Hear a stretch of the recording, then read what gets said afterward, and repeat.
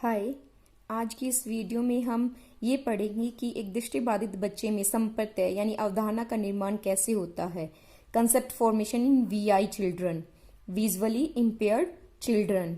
और आप सभी जानते हैं कि कंसेप्ट फॉर्मेशन हमारे लिए कितना ज़्यादा इम्पोर्टेंट है, हम सभी के लिए बहुत ही ज़्यादा महत्वपूर्ण है।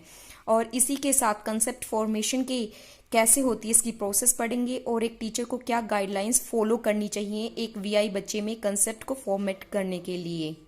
जो वीआई बच्चा है उसके लिए संप्रत्यय निर्माण में काफ़ी ही ज़्यादा कठिनाई आती हैं। आप सभी जानते हैं कि जो कंसेप्ट फॉर्मेशन है वो एक व्यक्ति के लिए बहुत ही ज़्यादा महत्वपूर्ण होती है, क्योंकि जो ये हमारी जो प्रतीकात्मक व्यवहार हैं उनको एक आधार प्रदान करती है। और साथ ही जब हम वीआई के बारे में सोचते हैं, एक जो विजुअल इम्पेयर्ड चिल्ड्रन है उसके बारे में सोचते हैं, तो उसके लिए ये प्रोसेस और ज़्यादा डिफ़िकल्ट हो जाती है। उसमें दृश्य स्मृति की यानी विजुअल मेमोरी की कमी होने की वजह से उसे पोजीशन, लोकेशन, डायरेक्शन से संबंधित जो कंसेप्ट हैं उसको फॉर्मेट करने में बहुत ही ज़्यादा कठिनाई आती है। जो वीआई बच्चा होता है उसके कंसेप्ट को वो ज़्यादातर अदर चैनल्स यानी जो अदर सेंसेस होती हैं उसके थ्रू वो उनको समझता है, और वो इसको एक होल के रूप में नहीं समझता बल्कि एक पार्ट के रूप में उस कंसेप्ट को समझता है और उन कंसेप्ट को टुकड़ों में इकट्ठा करता है अपनी वातावरण से, जिसकी वजह से उसके जो कंसेप्ट फॉर्मेशन होती है वो बिखरी हुई होती है और ज़्यादातर अपूर्ण होती है। अब हम कंसेप्ट फॉर्मेशन का प्रत्यय क्या है, उसकी डेफिनेशन क्या है, उसको समझेंगे। उसके बाद देखेंगे कि वीआई बच्चे में इसकी प्रोसेस क्या है, यानी सभी में ही कंसेप्ट फॉर्मेशन की प्रोसेस क्या है और एक वीआई बच्चे के लिए टीचर को क्या गाइडलाइंस फॉलो करनी चाहिए। जो संप्रत्यय है वो एक क्या है, मानसिक प्रतिरूप होता है, एक मेंटल रिप्रेजेंटेशन होती है। जैसे कोई एक चित्र हो सकता है या विचार हो सकता है, कैसे क्या कुछ होना है, ये सब क्या है, ये हमारे विचार हैं।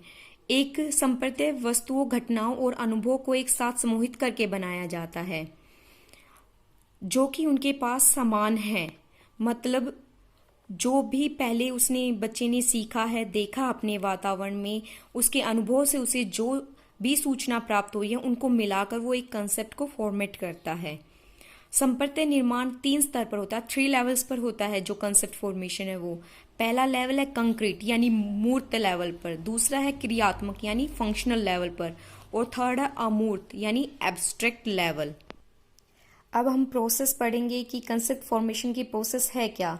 ये 2 स्टेप्स में होती है। जो कंसेप्ट फॉर्मेशन है वो 2 चरणों में होती है।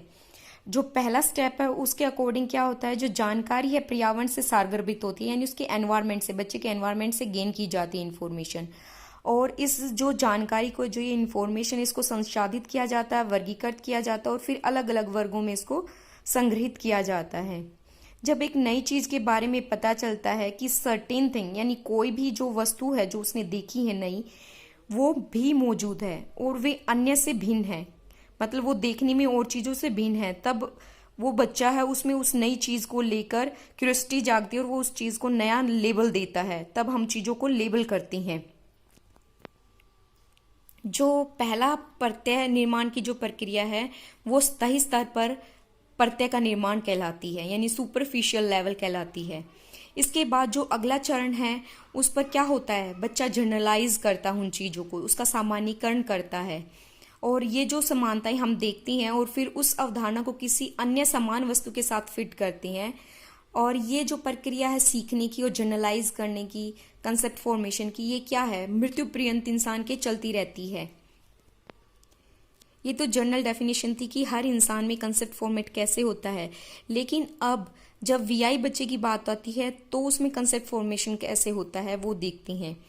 मतलब आप सभी जानते हो कि हम सभी देखकर पर्यावरण से, अपने आसपास के वातावरण से हैं चीज़ों के बारे में सूचनाएं लेते हैं, गैदर करते हैं।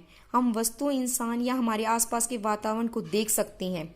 और जो साइटेड बच्चा है वो किसी वस्तु को एक संपूर्ण रूप यानी एज अ होल के रूप में देखता है, लेकिन जो वीआई बच्चा है वो उसी सेम वस्तु को क्या करता है, स्पर्श करके देखता है या फिर उस ऑब्जेक्ट को फील करता है, उसके भागों को महसूस करता है और तब जाकर एक कंसेप्ट को वो फॉर्मेट करता है।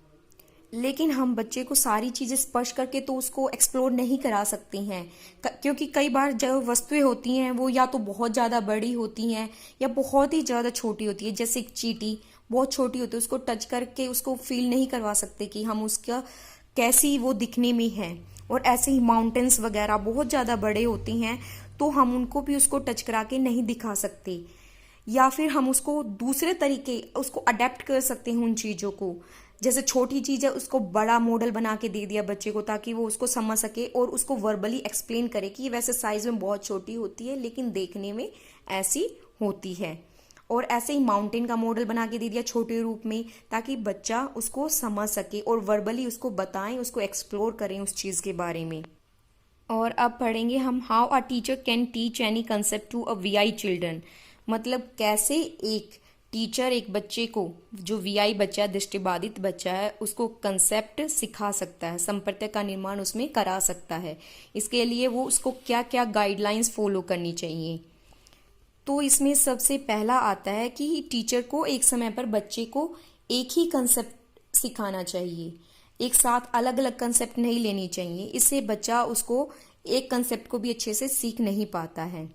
और जब भी कोई भी कंसेप्ट उसको सिखाया जाए वो अलग अलग तरीके से या फिर अलग अलग परिस्थितियों में उसको कराना चाहिए। मतलब टीचर को रिजिड नहीं होना चाहिए कि वो एक ही टेक्निक से एक ही तरीके से चिपक के बैठ जाए, बल्कि उसको उनमें चेंजेस लाने चाहिए बच्चे की नीड के अकॉर्डिंग, परिस्थिति के अकॉर्डिंग, कि क्या परिस्थिति है, क्या एनवायरनमेंट है, उसके अकॉर्डिंग उसको अपनी टेक्निक्स में, अपने मेथड्स में चेंजेस लाकर बच्चे को कंसेप्ट फॉर्मेट कराना चाहिए।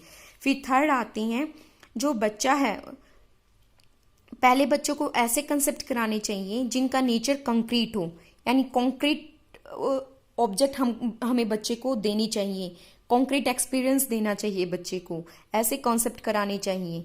और फिर उसके बाद हमें एब्स्ट्रैक्ट हैं, जो अमूर्त हैं, उन चीज़ों को हमें उसको सिखाना चाहिए। फिर फोर्थ आते हैं, जिसमें विभिन्न प्रकार के जो संप्रत्यय सिखाने का प्रयास हमें करना चाहिए। इनके अलावा जो ये कॉन्सेप्ट हैं, इनके अलावा हमें और भी जो कॉन्सेप्ट हैं उनको भी बच्चे को सिखाने का प्रयास करना चाहिए, जो उसकी डेली लाइफ के लिए, डेली रूटीन के लिए, जो दैनिक जीवन का कार्य करता है, वो दिन प्रतिदिन कार्य करता है, उसके लिए बहुत ही ज़्यादा इम्पोर्टेंट है। फर्स्ट है जैसे बॉडी कंसेप्ट, उसको अपने बॉडी से रिलेटेड कंसेप्ट, संप्रत्यय आना चाहिए। सेकंड है स्पाशियल कंसेप्ट, थर्ड है concept of direction, fourth concept of laterality, fifth concept related to environment, sixth है मैथमेटिकल कंसेप्ट। यहाँ पे जो बॉडी कंसेप्ट है उससे मतलब ये है कि बच्चे को अपने बॉडी पार्ट्स का पता होना चाहिए कि उसका सिर कहाँ है, हाथ कहाँ है, पैर कहाँ है, और इनको क्या बोलते हैं, इनके क्या क्या कार्य हैं, और एक पार्ट से दूसरे पार्ट का क्या संबंध है, मतलब रिलेशनशिप में वो दूसरा पार्ट कहाँ लाई करता है। सेकेंड फिर स्पाशियल कंसेप्ट, इससे रिलेटेड बच्चे को जैसे पता होना चाहिए कि फ्रंट क्या है, बैक क्या है, टॉप बॉटम क्या है, अप डाउन क्या है, इन आउट क्या है, इन सब के बारे में बच्चे को पता होना चाहिए। और अदर वर्ड्स हैं जैसे there, here, around, towards, between, diagonal, middle, इन सब का स्पाशियल कंसेप्ट के अंतर्गत उस बच्चे को कंसेप्ट देना चाहिए। थर्ड है concept of direction. Concept of direction से मतलब ये है कि बच्चे को डायरेक्शंस की नॉलेज होनी चाहिए। मान लो बच्चे को ये बता दिया जाए कि सूर्य ईस्ट दिशा से उदय होता है, मतलब निकलता है, फिर उसको उसी डायरेक्शन से के अकॉर्डिंग जो अदर डायरेक्शन है हमें उसका कंसेप्ट उसमें फॉर्मेट करना चाहिए। फिर आते हैं कंसेप्ट ऑफ लिटरलिटी। इस कंसेप्ट का मतलब ये होता है teaching the child left and right concept, यानी बच्चे को लेफ्ट और राइट का कंसेप्ट बताना ही कंसेप्ट ऑफ लिटरलिटी है। फिर आता है कंसेप्ट रिलेटेड टू एनवायरनमेंट। बच्चे के खुद के आसपास के वातावरण से भी रिलेटेड बहुत सारे कंसेप्ट होते हैं। उसके आसपास जो एनवायरनमेंट है उसमें बहुत सी ऐसी चीजें होती हैं जिसकी बच्चे को नॉलेज होनी चाहिए, जैसे एनिमल्स हो गए, प्लांट्स हो गए, माउंटेन्स, पीपल, रोड्स, ऑब्जेक्ट्स, और भी बहुत सारी चीजें होती हैं। और ये सब चीज़ें हम बच्चे को मॉडल्स के थ्रू समझा सकते हैं, ओरिएंटेशन मोबिलिटी के थ्रू समझा सकते हैं, या फिर मैप्स के थ्रू हम बच्चे को समझा सकते हैं। फिर आते हैं मैथमेटिकल कंसेप्ट्स। इसमें जो मैथमेटिकल कंसेप्ट्स में आती हैं शेप, सर्कल, ट्रायंगल, स्क्वायर आदि का भी जो कंसेप्ट है बच्चे को हमें अच्छे से देना चाहिए। और ये हम उसको कंक्रीट फॉर्म में दे सकते हैं, टैक्टाइल फॉर्म में दे सकते हैं उसको, ताकि वो उसको अच्छे से समझ सके कि इसकी शेप कैसी होती है। और जो कंक्रीट ऑब्जेक्ट्स हैं उनके साथ उसको बताना चाहिए। इसी के साथ मैथमेटिकल कंसेप्ट में टाइम कंसेप्ट भी आता है, बच्चे को टाइम कंसेप्ट भी देना चाहिए, जैसे बिग स्मॉल का कंसेप्ट देना चाहिए, कंसेप्ट ऑफ नंबर देना चाहिए, इसके अलावा देना चाहिए उसको वेट का, मेजरमेंट का, सभी चीज़ों के कंसेप्ट हमको बच्चे को करानी चाहिए। तो ये था वीआई बच्चे में कंसेप्ट फॉर्मेशन की, कंसेप्ट फॉर्मेशन कैसे होता है, उसकी क्या प्रोसेस है और टीचर को क्या गाइडलाइंस फॉलो करनी चाहिए। आज मैं आपको इस वीडियो में एक्रोनियम्स नहीं करा रही हूँ, नेक्स्ट जो मैं वीडियो लेके आऊँगी जितने भी मैंने आपको एक्रोनियम्स अब तक कराए हैं उनको मैं रिवाइज कराऊँगी। Thank you for watching my videos.